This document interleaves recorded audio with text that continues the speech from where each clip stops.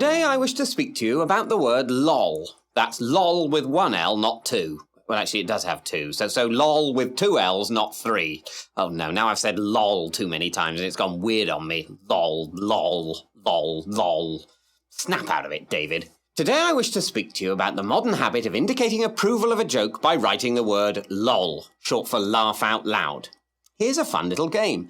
Guess whether you think I'm for or against this little innovation. Are you sure?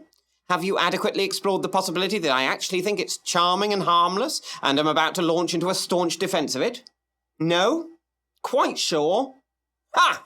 Then you have walked right into my trap, Mr. Bond, because actually I do approve of it, and I am about to defend it. I mean, God knows I'd never use it myself, but I do think that, unlike much of text speak, it fulfills a useful purpose for which there was previously no word in the English language, and thus earns its place. Because the meaning I take from the word lol is, I acknowledge that you have made a joke and wish to express my enjoyment of it. And that's an excellent and compact way to say that thing. Because otherwise, what are the options? Very funny? Ha ha? Most amusing? Written down, they all look sarcastic. That's the beauty of lol. Unique amongst expressions of approbation, it's never meant sarcastically. So what non-lollers tend to do instead to illustrate that they've noticed your joke, especially on the internet, is to make the same joke again using slightly different words.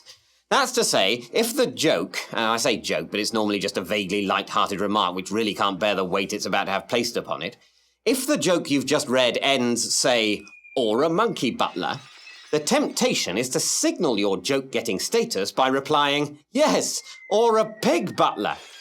Well, this is all very well, but it's just a waste of joke energy. The first guy did the inappropriate butler thing with monkey. Maybe he considered pig and rejected it. But even if not, the pig is not bringing anything new to the table, which is probably why he makes such a bad butler. Plus, it creates a new joke-ish, to which the original joker must now presumably respond, yes, or a goat butler.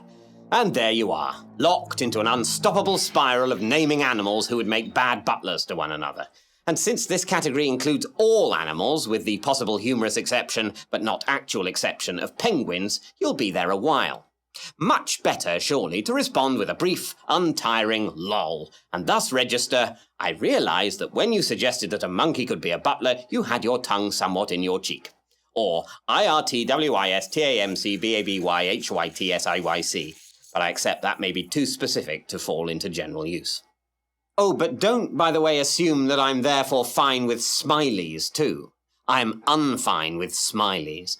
Because people often make a similar defence of smileys, that they do something for which there is not otherwise a clear written linguistic signal. They express the sentiment, don't take what I've just said seriously, it was only a joke.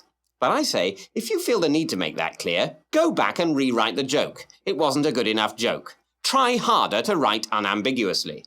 Besides, if we allow smileys to do that job, it leaves the field wide open for people to willfully misuse them. And then where are we? I would ask you to be bridesmaid, but of course you're far too fat, smiley face. That's where we are.